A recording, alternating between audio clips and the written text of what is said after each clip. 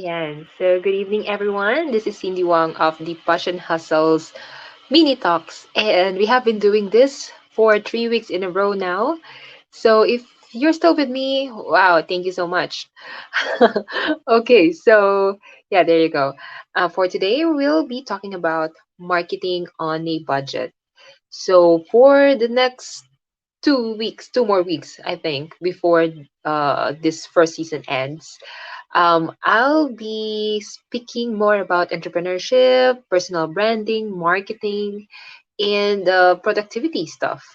So, yeah, that'll be every Monday at 6 p.m. Okay, so yeah, let's get back to business. So, today's all about marketing your business on a budget. Wow, this is very ano ba, relatable, or this is very apt if you want to start your own business, or if you already have a business but then wala kayong budget when it comes to marketing. I'll be providing tips on how you can market your business, find customers, uh, without spending much. Yeah, ganun ako kakuripot.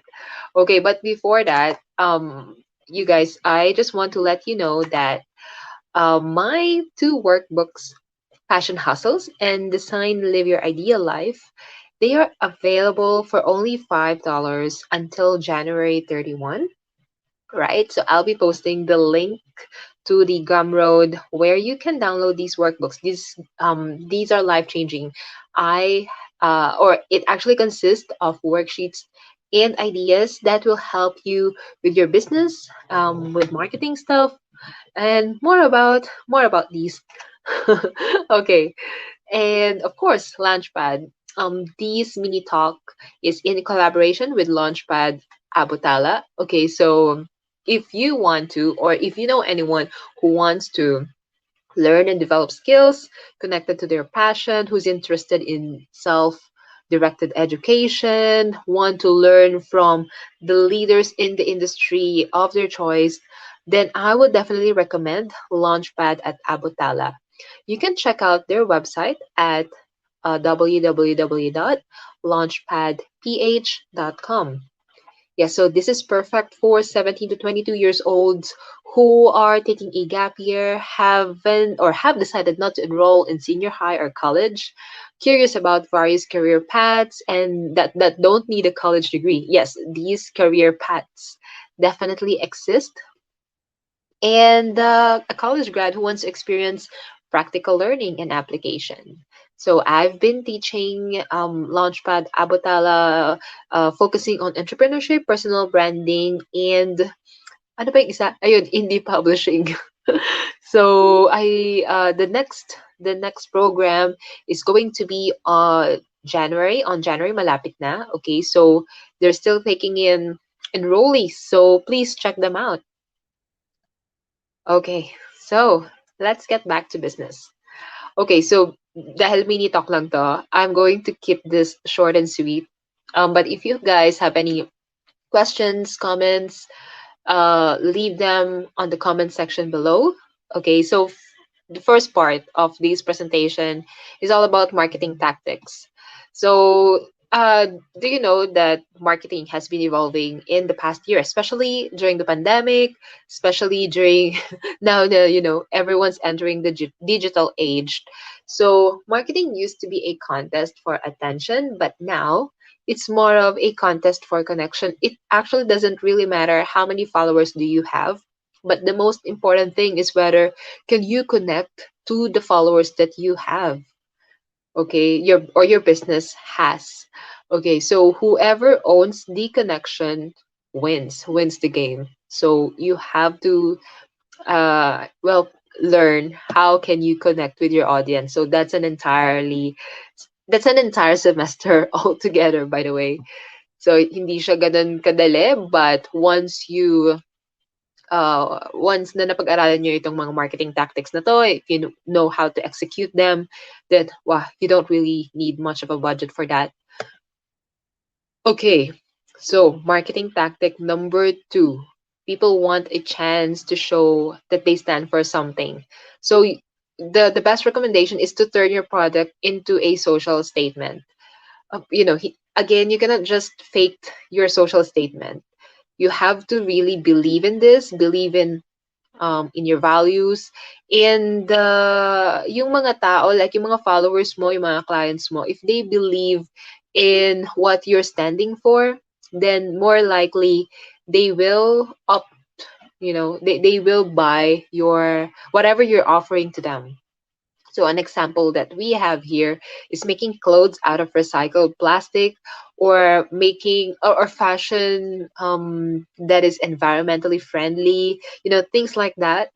You can start a business with this kind of social statements, and those people who believe in this statement, who believe in this value, they will definitely follow you, or follow you. They will, because they believe in your brand, they will uh, buy from you. Ayan. So that's very important. Marketing tactic number 3, if you can, avoid ads. Kasi nowadays, or maybe in the future, every public company will own a media arm.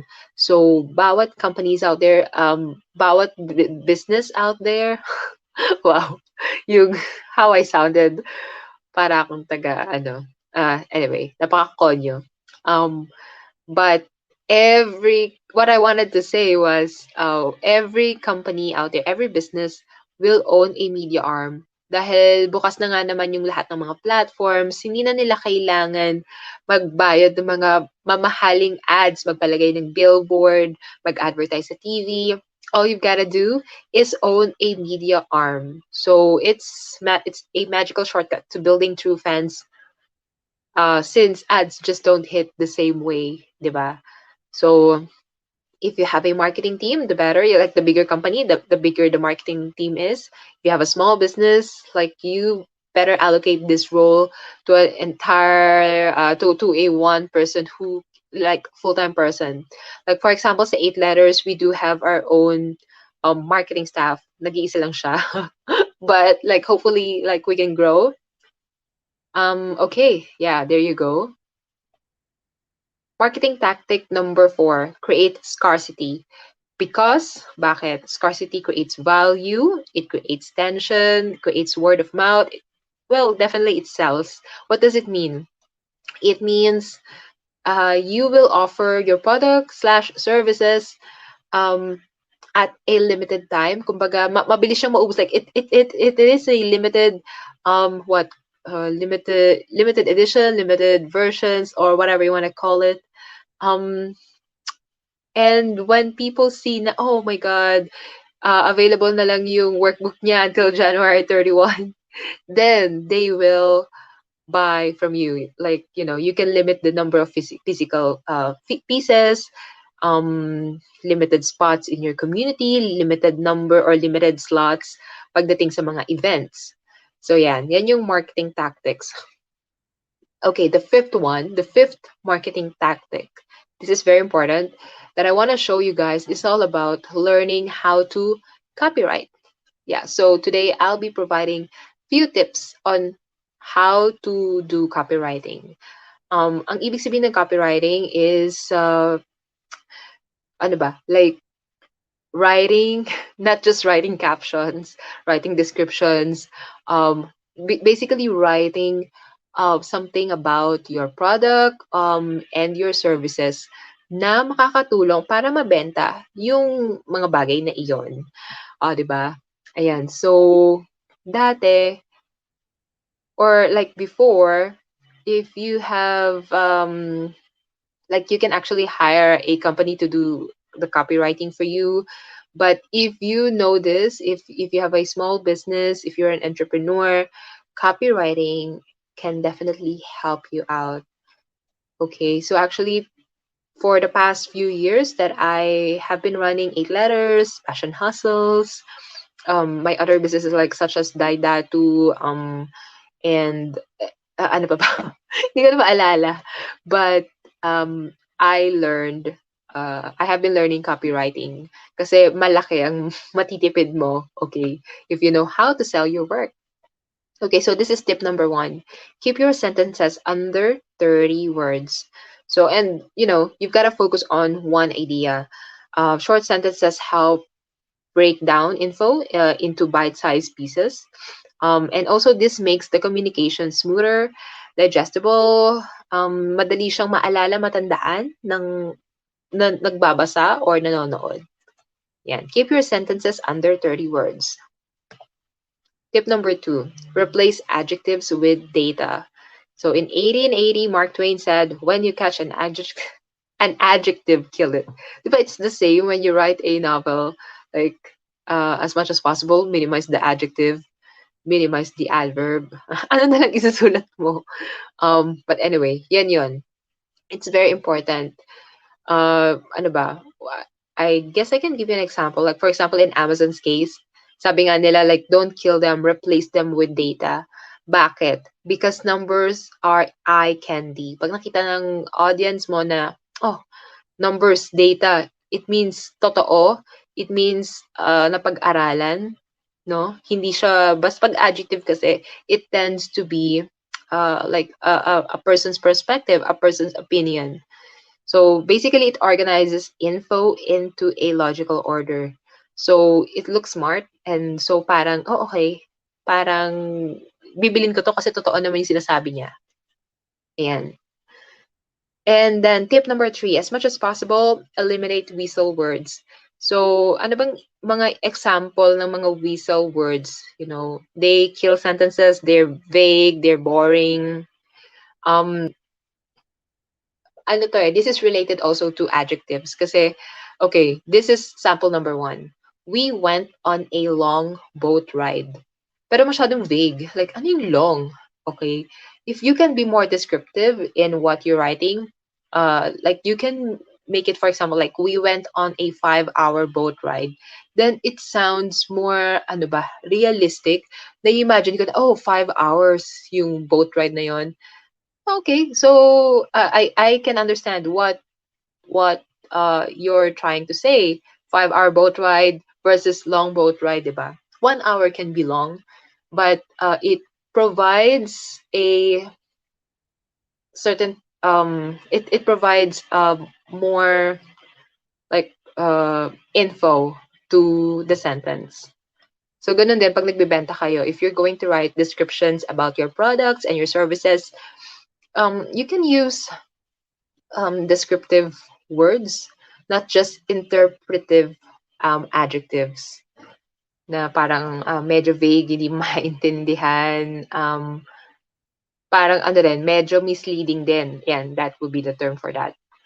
Okay, so tip number 4, the so what the so what test, sorry. Reread your writing and ask, so what? Why? Can the reader understand the sentence, paragraph, or page? Does it make sense? Does it provide value? Are they learning? This helps in giving you an understanding from the consumer's perspective. For example, minsan kasi we tend to provide information, but then, so what? What is it? What is it for me? No. Whenever you reread your sentences, you have to get to the point. Bakit importante to? Bakit importante tong product? Bakit kailangan meron silang nito? Ayan. So, bakit kailangan meron sila nito? If they can, or if you can provide that information, then definitely, that means you're on point, you're straightforward, you're making sense. They're learning from what you're giving. You're providing value, and mas madali para sa kanila na bumili ng product mo. Yeah, so that's tip number 4. Tip number 5, always be objective. Subjective writing lacks facts and data. Ang nangyayari kasi, they're supported by points of view and observations. So, mas maganda na maging objective ka pa rin. So, sabi ko nga kanina, like, you can use data, you can use numbers. Okay, tip number 6, avoid jargon and acronyms. Sometimes akala mo pag gumagamit ka ng acronyms, you think you sound smart, right? Like CTA. Oops. CTA, I think everyone knows what CTA means, but not everyone knows. Not everyone knows. So your attempt to sound smart wasn't smart. And pag hindi ka naintindihan ng audience mo, they will lose the interest. Like, okay, next. No. Next one is use subject, verb, object sentences. Okay, so ang nangyayari kasi dito, your structure becomes clear. Okay, so dapat yung sentences mo, it mentions who and what are you writing about, what did they do, what was acted on. So ayan, this is very important when it comes to copywriting. And tip number 8, if you can, as much as possible, avoid clutter words and phrases. You've got to respect your consumer's time. Lalo na ngayon sa social media, in the world of social media, madali na lang mag-scroll into the next phase, mas madali na lang, um, ano, may pagka-short attention span na yung mga tao nowadays. So, kung gusto mong ma-catch agad yung attention nila, you better go to the point, get to the point. Okay, so cut the overused phrases, be obsessed with clarity, use concise word, concise decisions. So there you go. If you have any questions, okay, okay, we've now reached the end of the third episode of our Passion Hustles mini talk. If you have any questions, please leave them on the comment section below and I'll try to respond to them.